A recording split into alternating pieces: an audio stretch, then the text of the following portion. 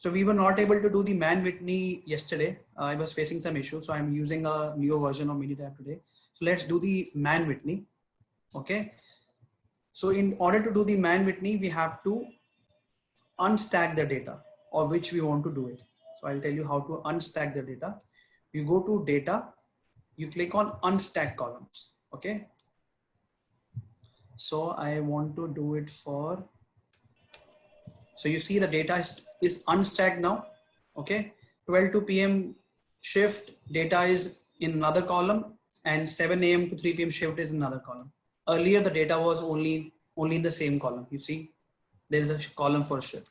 So in order to do the Mann-Whitney, there is a prerequisite that we have to make the unstack. So it is very simple. You go to data, you click on unstack. In unstack, mention the Y on which you're doing, and using subscript, you mention the X for which you want to unstack it. Okay. Sorry, Simranpreet, so we could have done moods median also, right? Either of them we could have done. So yeah, so we are doing moods. So moods median is to be done when you have more than 2 subgroups. When you have okay, so here we have 2 subgroups. Yeah, Mann-Whitney. Yeah. So shift has only 2 options, either 12 PM to 7 PM and 7 AM to 3 PM. Okay. So if I would have been doing for more than 2 subgroups, I would be doing moods median. So now I have to do Mann-Whitney. I go to stats, non-parametric, Mann-Whitney. In the first sample, I can put, in the second sample, I put second one. I can put either one of them and I click on OK. Okay. The p-value here is 0.139. Okay. And let's look at their medians also. So the median, the average performance of 12 PM shift is 256 and average performance of morning shift is 299. Okay. Looking at these numbers mathematically, I might be saying there is a significant difference and probably, but as per statistically, it says that there is no significant difference between their performance, between their medians. So I would accept the null hypothesis and I would conclude that there is no significant impact. Okay. Now I want to do on the same data, I want to do the test of equal variance. Okay. So I did it for the shift. So I go to stats, I go to ANOVA, I go for test of equal variance. Okay. So here with AHT, I am doing shift. So here I have got 2 p-values I talk about. So the first one, multiple comparison to be looked at when my data is normal, and Levine is to be checked when my data is not normal. Okay. So it is not normal, 0.066. So it also says neither there is a significant difference in their averages, nor there is a significant difference in their. So which means this shift X is not a significant one for the HT. So I would not like to work on the shift as a cause of X. I would leave it. Is it clear? Yeah. Yeah. Clear to all of you? Okay, so that's what is the significance of test of equal variance. Okay, similarly, one-way NOVA is similarly the same. It's just that if your data is normally distributed, okay, and you have more than 2 subgroups, and wherein you're not comparing the median, you're comparing the mean. Because in case of normal data, you look at mean as a measure of central tendency. In case of not normal data, you consider median as a measure of central tendency. Hope this is clear to all of you. Yeah. Yes. Wonderful. So now we will do, so we have covered correlation. We have done the chi-square. I want to do the one sample t-test before I get into the regression and the other test. Simranpreet, just one question on one-way ANOVA. In the prerequisite too, like normal I understood, this random and variance is something, if you can just explain verbally, that would be, that would help. Yeah, absolutely. So in one-way ANOVA, before conducting the one-way ANOVA, there is a prerequisite that the data has to be normally distributed. We all know that. Okay. Mhm. It there has to be there should not be any variance in the data.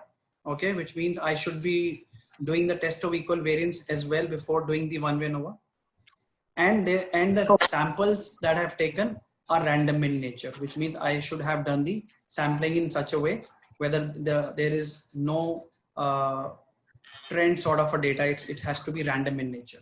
So these are the three prerequisites I would keep in mind before doing one-way ANOVA. If there is an absence of either one of them, I would not be able to go for one-way ANOVA. Okay. Okay, so now we will do the one sample t. Now two sample t test, we know when to be done when my y is continuous and I'm comparing the mean of two subgroups. Okay, I said yesterday one sample t and one sample z test are for baselining purposes. Baselining purposes is to be done when I'm planning to set up some target. I'm doing some kind of a test to see whether the target that I've taken is good enough or not. Is it significant or not? Okay, that is something which we do one sample T and one sample Z. So this is not to be done in a project wherein you are kind of checking any significant cause, because there is no, there are not two variable, it is only one variable. It is only to check the performance that I have against the target that which I'm going to take. So let's take an example of doing one sample T. Okay. So in Minitab, I have this data. Stats, basic stats, one sample T. Okay. So stats, basic stats, one sample T. Okay. So Y has to be continuous, as I said. So you picked either HT or hold. Let's put hold here. Here you select the perform hypothesis test and put a hypothesis mean. Okay. So now you want to give a target here, that how much target do you think we should give for the whole time project. Okay. What it will do is it will compare the mean of whole time, the data that I've taken, versus the mean that I'm taking. And if it will talk about if there is any standard, if there's any significant difference between the performance of whole time versus the mean that I'm going to take. Okay. So let's say if I put here, so the mean is 112 already, and I put 20 as a mean. The p-value says that yes, there is a significant difference between 20 which you have put and the performance which is there, which is 112, which means yes, that this 20 target that you can still take. Okay.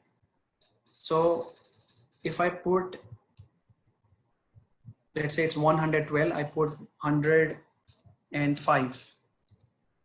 That can I take a target of 105 if there any significant difference between 112 and 105. Let's see what does it say. Here it says yes, there is a significant difference, so I can take 105 as a target as well. Okay, if I put here 110, it's 0.018, which is also less than 0.05. Okay, correct. So here in that case, it also says that 110 is also can be taken. Okay, because that's a humongous data that it has. So one sample T only tells me whether if there is any significant difference between the performance mean and the standard, or maybe the target which I'm aspiring for. Okay, earlier when this test was not there, or when this option was not there, we were not sure what sort of a target that we can take. But with the help of one sample T, we can consider that what sort of a target we can go for. 111.5. I want to see if there's any significant difference between 111.5 between 112. Let's see what does it say. It says 0.361, which means you should take a target lesser than at least 111.5. Okay, so you have to do a lot of testing here. If I put 111 here, it says 0.160. So again, it says 111 is very achievable. You should take lesser than that. So this test is telling me all these things. So basically here we can set ourselves a baseline or a target as to what the average hold time we can look for in that particular process, which will actually be good in terms of improving the cycle time. Something like that? It is absolutely the Okay. same that you're saying. It is not something, it is everything. You're absolutely correct. So Okay. this test is basically telling me if there is an alternate hypothesis, which means the p-value is lesser than 0.05, which means the performance mean that I have is significantly different. If it's significantly different, then only I can take a target. If it is not significantly different, which means it is sort of equal to each other, okay, you see here, null hypothesis say it is equal to 111, and alternate says it is not equal to 111. Okay, this also tells here. So this would help you to decide the targets, decide to do the baselines. And this test, you can use this sort of a test to show the management when you sort to do any sort of a target which you're going to take. So anything which is lesser than 110, you can take a target, and rest the management can decide whether they want to take lesser than 110 or not. So that's what we can do with the help of one sample T. Is it clear to all of you? Yeah. Simar, just not on this one sample T, I'm sorry to deviate. I just had a question on what I think Remy asked. For the one-way ANOVA, for the prerequisite, we are saying that we require normal data. That is one. We need to check the variance, which means we need to do the test of equal variance. So for a normal data, if we do that test and we see that that there is a huge variance in the data, you mentioned that we can't do one-way ANOVA. Yes. So in that scenario, if we can't do a one-way ANOVA for a normal data with more than 2 subgroups, then which test do we do? Because now we are not left with any in the normal data scenario, or it will just be Yeah. the test of equal variance. So in that case, so what Anand is asking is that there are, so I have done the normality, the data is normally distributed, but when I go for the test of equal variance, it says that the variance of the samples are not equal to each other. Okay, are not equal to each other, which means that there is a variance in it. So then in that case, I can't do the one-way ANOVA. But in case of more than 2 subgroups, and if I want to compare their performance, then in that case, Anand, the answer is that you can go for Moore's median. Okay. Yeah, you can go for Moore's median, Even even though though it is normal? even though it is normal. Yes, even though it is normal, because you can't do one-way ANOVA. One-way ANOVA straight away is failed, because these are the prerequisites that we need to follow. Okay, but in this particular scenario, when you find that it is a normal data, but variances are not equal to each other, and still you want to look at that sort of a view, wherein you want to compare the more than 2 subgroups with your continuous Y, then you can go for Moore's median. Okay. Provided you have more than 2 subgroups. Yeah. Okay, so this situation comes very rare. This situation comes very rare. Okay, most of the time, if it is not normal, you would find that the variance would also be the variances are not equal to each other also. So you would find that as well.